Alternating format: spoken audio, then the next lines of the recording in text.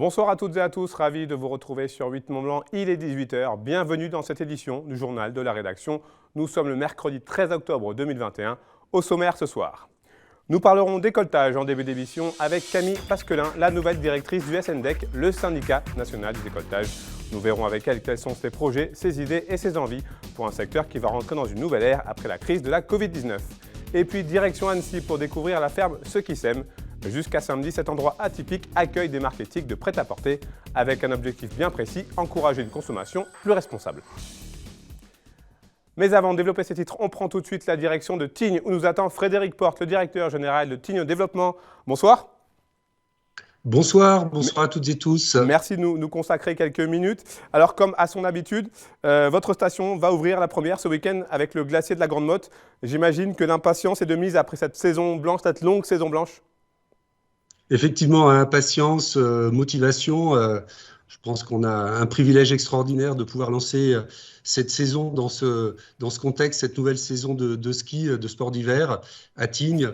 Donc effectivement, on est vraiment dans les starting blocks pour accueillir tous les visiteurs dès ce week-end, dès samedi. Le rendez-vous est donc fixé à ce samedi 16 octobre à 3456 mètres d'altitude. Vous prévoyez d'ouvrir combien de pistes à ce week-end ? Alors, on ouvre quasiment la totalité du domaine d'altitude sur le glacier, près de 20 km de piste. On est sur le glacier en moins de 10 minutes avec le funiculaire. Ensuite, on a le téléphérique, 2 télésièges et 2 téléskis ouverts. Donc, un domaine vraiment tout à fait agréable pour reprendre la saison. Alors, pour ceux qui ne le connaissent pas, quelle est la spécificité du glacier de la Grande Motte ?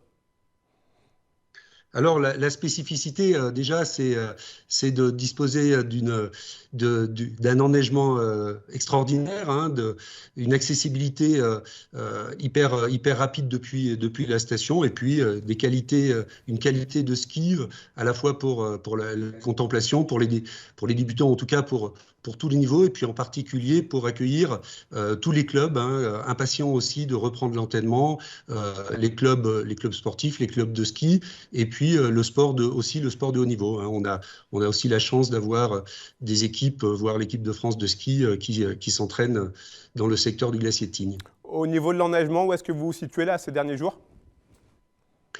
Alors, les chutes récentes ont été assez faibles, mais pour autant, la qualité de neige est suffisante pour pouvoir préparer. Les pistes ont été préparées par la régie, par toutes les équipes, tous les professionnels, et les conditions sont excellentes pour pratiquer en toute sécurité.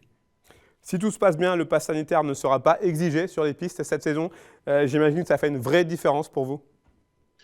Alors effectivement, c'est un soulagement. On était prêt à toutes les hypothèses, mais pouvoir pratiquer les remontées mécaniques, le ski, sans passe sanitaire, en tout cas pour le moment, c'est effectivement un soulagement. On sait par contre que nos visiteurs, surtout les touristes étrangers et les touristes pour tout l'hiver, attendront des protocoles sanitaires très stricts. Et là, ça, c'est le cas. Et puis, tout un dispositif aussi pour tester les vacanciers tout l'hiver. Mais l'absence de passe sanitaire dans ce contexte est vraiment un soulagement pour toutes les équipes. Une dernière chose. Vous avez eu malheureusement, j'ai envie de dire, beaucoup de temps pour préparer cette nouvelle saison. Est-ce que des nouveautés sont à prévoir du côté de Tignes ? Alors oui, beaucoup de nouveautés, notamment au niveau de l'événementiel, puisque en plus d'ouvrir le glacier les premiers dans la saison, on va lancer un derby de la Grande Motte au niveau du 13 novembre. Ça nous permettra dévaler des pistes sur 1300 mètres de dénivelé au travers à la fois d'une pratique ludique, mais aussi de challenges sportifs décontractés. Donc ça, c'est quelque chose de tout à fait nouveau, puisque ça sera dès la mi-novembre, avant l'ouverture du très grand ski le 27 novembre. Après, au niveau du début de la saison, on va aussi accueillir la 20e édition des Étoiles du Sport. Ce sera un événement qui va accueillir vraiment le monde du sport de haut niveau atteigne. Et ça sera aussi l'occasion d'avoir une prise de parole sur tous les enjeux qui sont les nôtres au niveau du sport, de la pratique des activités outdoor et aussi la relation qu'on a toute privilégiée avec un environnement extraordinaire à protéger. Merci beaucoup Frédéric Porte, bon courage pour samedi et bonne saison surtout à vous. Merci, à très bientôt. On vous attend sur les pistes à team ce week-end. Et justement, j'ajoute que Victoria Lopez sera donc sur les pistes ce week-end. Elle va enfourcher les skis pour pouvoir nous proposer un reportage qui sera diffusé dans notre édition de lundi. Nous ouvrons à présent une page consacrée au décolletage avec mon invité du jour. Bonsoir. Bonsoir. Camille Pasquelin, vous avez été donc récemment nommée directrice du SNDEC, le syndicat national du décolletage. Merci d'avoir accepté notre invitation. Merci à vous. Tout d'abord, je voudrais savoir ce que représente pour vous cette nomination. Beaucoup d'envie. Car le moment est important pour la profession. Donc c'est aussi la concrétisation des 3 ans que je passe au SNDEC à accompagner les entreprises et les soutenir, et notamment dans le contexte de la crise sanitaire. Donc beaucoup d'envie et beaucoup de projets qu'on va pouvoir concrétiser maintenant. Le fait d'être la toute première femme à occuper cette fonction, c'est une fierté ou alors est-ce que vous dites c'est pas trop tôt ? Je crois que c'est avant tout donc, pour mes compétences que j'ai été nommée. Maintenant, effectivement, c'est un symbole, c'est un message envoyé aussi par mon président Alain Partet et le bureau du SNDEC. C'est aussi un message, oui, d'ouverture, d'innovation pour le syndicat. Donc, c'est important maintenant, le travail est devant nous. Pouvez-vous nous rappeler en quelques mots ce qu'est le SNDEC, ses missions, ses vocations ? Alors, donc, le SNDEC, c'est le syndicat qui représente les entreprises de la profession décolletage. C'est une interprofession qui a pour mission de soutenir, d'accompagner, de défendre les intérêts de la profession et de ses entreprises. La profession aujourd'hui, c'est à peu près 500 entreprises au niveau national, particulièrement concentrées sur le territoire de la vallée de l'Arve. Donc ça représente plus de 6 000 emplois sur la vallée. Donc c'est une profession qu'il est important de soutenir. Vous arrivez donc à la tête du syndicat après cette crise sans précédent, avec plusieurs gros chantiers qui vous attendent, notamment la fin programmée des moteurs thermiques dans l'automobile et la pénurie des matières premières. Oui, et quelque part, aujourd'hui, en tout cas, à l'heure actuelle, les 2 sujets sont intimement liés, puisque effectivement, donc, la filière automobile vit une mutation, une transformation accélérée et programmée. Et aujourd'hui, il y a déjà beaucoup d'impact de la problématique de la pénurie de composants qui maintenant ruisselle sur le monde de la sous-traitance industrielle et donc sur les entreprises de décolletage qui subissent en ce moment même, donc des réductions d'activité dues à cette problématique de pénurie de composants. La fin programmée des moteurs thermiques, d'ici 2040 à peu près. 2040, dans les faits... Ça va complètement changer votre façon de fonctionner ? Oui, au-delà de ça, ça impose une transformation accélérée des entreprises de décolletage qui aujourd'hui vendent leurs pièces décolletées pour la grande majorité, pour plus de 50%, à la filière automobile. Donc ça veut dire que demain, et donc c'est dans un temps très court, il va falloir être en capacité de changer son équipement productif pour pouvoir produire de nouveaux types de pièces, mais également prendre en compte la réduction drastique du nombre de pièces décolletées dans les moteurs électriques, ce qui impose de pouvoir être en capacité d'aller chercher de nouveaux débouchés et de manière accélérée et organisée. Diriez-vous que le décolletage doit entrer dans une nouvelle ère, là, pour continuer à exister ? Tout à fait, je crois qu'on en est là. Ce qui est tout à fait rassurant, c'est que le décolletage a toujours su rebondir et se diversifier. Maintenant, on est quand même là à l'aune d'un tsunami en termes de transformation imposée. Mais les opportunités seront à être prises par les décolleteurs, ça j'en suis certaine. Alors justement, quelles sont vos idées, vos projets? J'imagine qu'il y en a plein, mais quelques-uns justement à nous expliquer pour aider justement les professionnels du secteur qui ont été fortement impactés par cette crise. Oui, alors donc là, on est dans une situation où aujourd'hui, donc il faut entamer rapidement la prospection de nouveaux marchés. Dans son travail qui a été accompli ces derniers mois par le syndicat, il y a eu notamment la négociation d'un plan spécifique pour les décolteurs. Avec ce plan, nous allons pouvoir mener des études et des actions visant à décrypter et à potentialiser les marchés sur lesquels les décolteurs pourront se positionner et donc vont pouvoir développer leur activité. Selon vous, qu'est-ce qui va être le plus dur dans ces semaines, ces mois à venir là? Là, à court terme, ce qui est particulièrement ardu et problématique pour les entreprises de décolletage, c'est donc notamment la réduction d'activité automobile, mais également les problématiques de recrutement. C'est le deuxième enjeu que doit accompagner le syndicat pour ces entreprises. On est là dans une réalité de métier en tension qui dépasse maintenant la réalité du décolletage, puisqu'on est face à une réduction de candidats potentiels, mais tous secteurs confondus. Donc il y a une accélération de la problématique des métiers en tension pour le décolletage, et donc la problématique de main-d'œuvre est le deuxième sujet sur lequel nous devons nous atteler. Est-ce que vous savez ce qui explique ces difficultés de recrutement? Il y a différentes sources. Je pense que l'accélération de cette difficulté est due également à la crise sanitaire. C'est vrai que ça a complètement perturbé le marché du travail et aussi le rapport au travail. Donc effectivement, il y a pour le moment, il y a de moins en moins de candidats potentiels.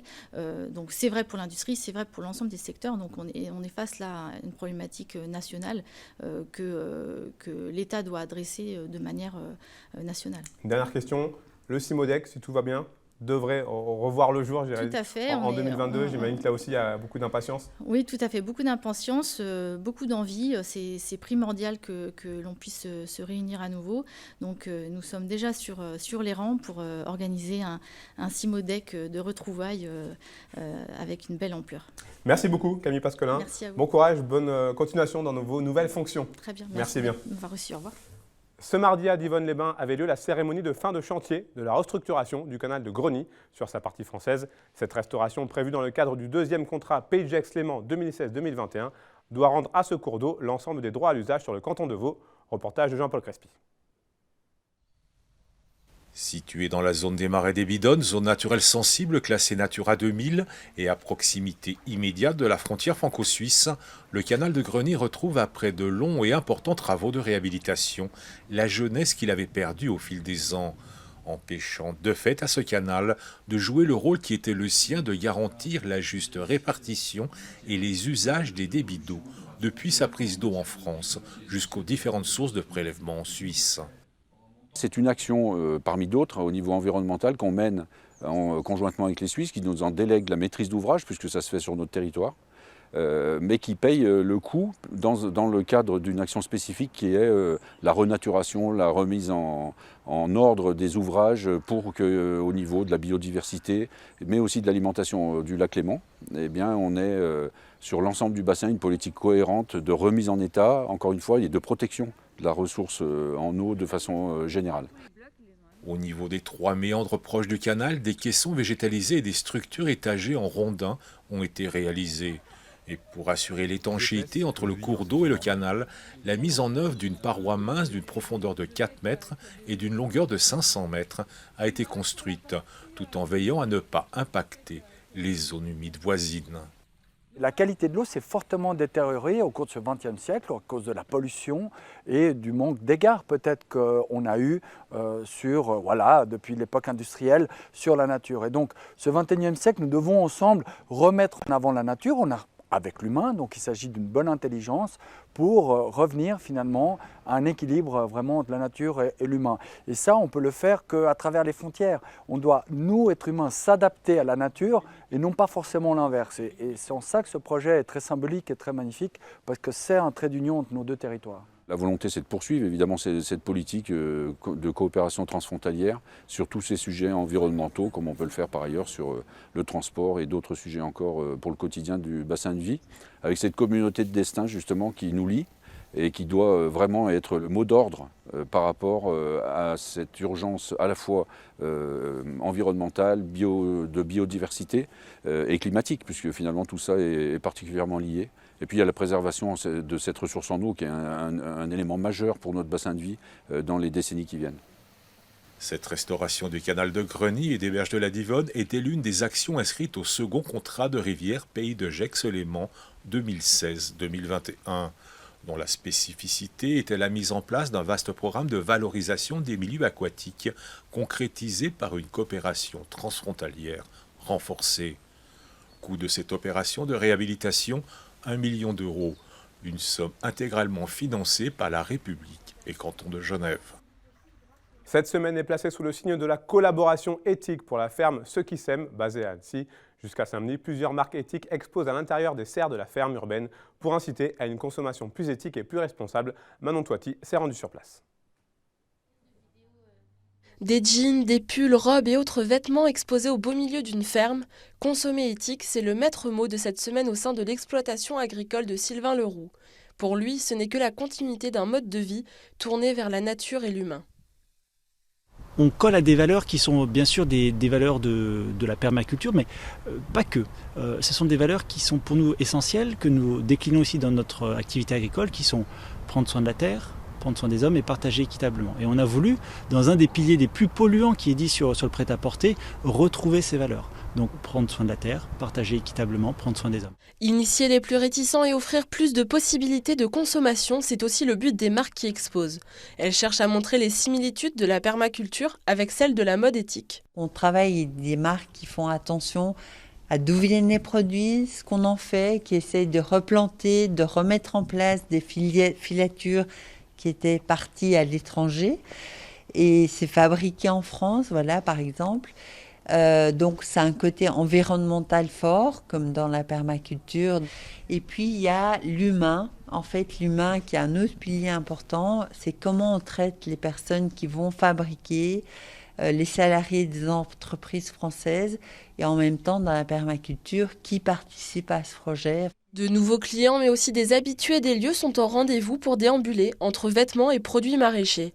Satisfaits de cette collaboration, ils espèrent qu'elle ouvrira les esprits sur la consommation de masse. On vient régulièrement, enfin toutes les semaines. Ça s'inscrit dans une démarche de consommer autrement, réfléchir à d'où viennent les produits, enfin que ce soit et du consommable, de la nourriture, et ce qu'on porte sur nous, d'où ça vient, par qui ça a été créé. Ça montre bien un rythme de vie où peut-être c'est moins frénétique, et c'est aussi moins frénétique dans la consommation. On va peut-être pas acheter 1000 choses, mais par contre, déjà on est accueilli, on est conseillé, et puis voilà, le lieu est chaleureux, et voilà, c'est ça, c'est serein.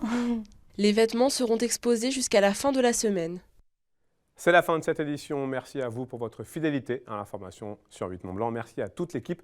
Vous avez tout de suite rendez-vous avec Thierry Paulme pour la météo. Place ensuite à Panorama, consacré cette semaine à la photographie et présenté par Emmanuel Jaude. Au programme de ce 3e épisode, Olivier Godbold, spécialisé dans la photo outdoor. Passez une très belle soirée, prenez soin de vous et de vos proches. Je vous retrouve avec grand plaisir jeudi pour un nouveau journal.